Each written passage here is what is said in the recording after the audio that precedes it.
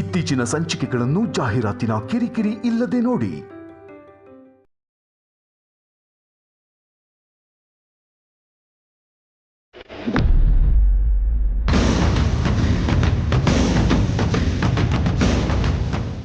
ಜನನಿಯವ್ರೆ, ಯಾವಾಗ ಬಂದ್ರಿ?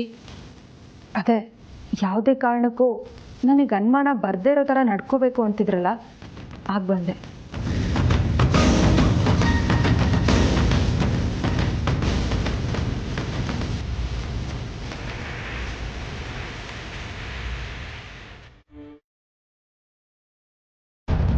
ಪಾರ್ವತಿಯವರು, ನೀವು ನನ್ನಿಂದ ಏನೋ ಮುಚ್ಚಿಡ್ತಾ ಇದ್ದೀರಾ. ಅದೇನು ಅಂತ ಹೇಳಿ.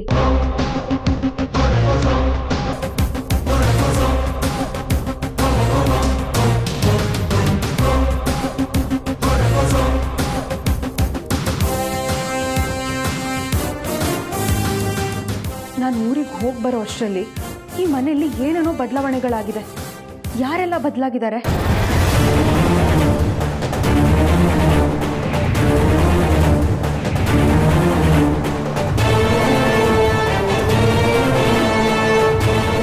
ಪಾರು, ಇನ್ನು ವಿಷಯ ಮುಚ್ಚಿಟ್ಟು ಪ್ರಯೋಜನ ಇಲ್ಲ. ಎಲ್ಲ ವಿಷಯ ಹೇಳ್ಬೇಡ.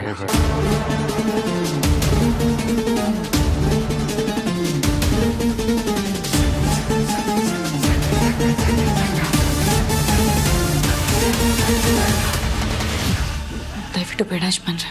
ಬಾಬಾ ಪ್ಲೀಸ್, ಅದೇನು ಅಂತ ಹೇಳಿ.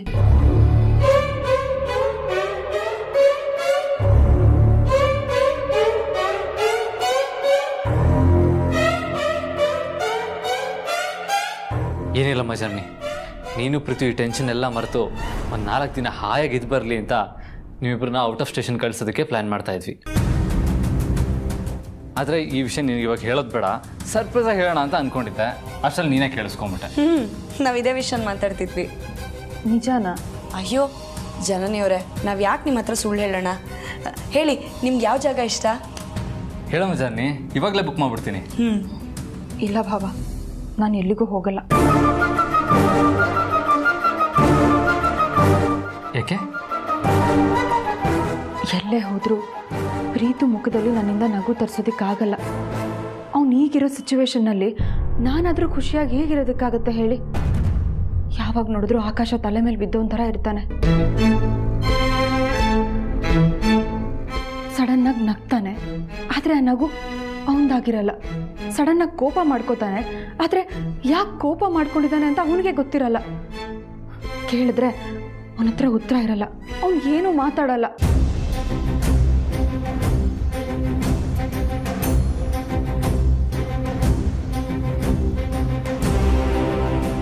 ಈಗ ನನ್ನ ಪ್ರೀತು ನನ್ನ ಜೊತೆಗೆ ಇದ್ದರೂ ಅವನು ನನಗೆ ಅಪರಿಚಿತನ ಥರ ಕಾಣಿಸ್ತಾನೆ. ಇಲ್ಲಾದರೂ ಇದ್ದರೆ ನೀವೆಲ್ಲರೂ ನನ್ನ ಜೊತೆ ಇದ್ದೀರಾ ಅನ್ನೋ ಸಣ್ಣ ಸಮಾಧಾನನಾದರೂ ನನಗಿರುತ್ತೆ. ಬೇಡ ಬಾಬಾ, ನಾನು ಪ್ರೀತು ಜೊತೆ ಹೋದರೆ ನನಗೆ ಒಂಟಿತನ ಕಾಡುತ್ತೆ. ಸದ್ಯಕ್ಕೆ ನನಗೊಂದು ಜೊತೆ ಎಲ್ಲೂ ಹೋಗೋ ಇಂಟ್ರೆಸ್ಟ್ ಇಲ್ಲ.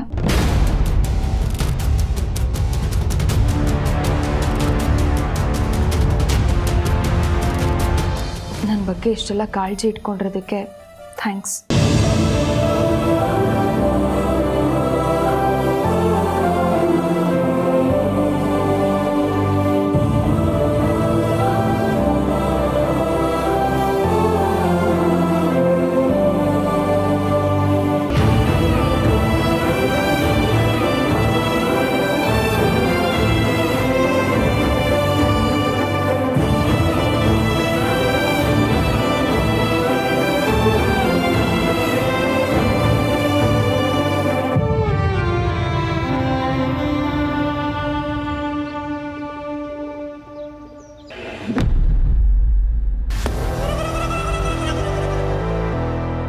ಹೇ, ಯಾಕೆ ಕರ್ಕೊಂಬಂದೆ?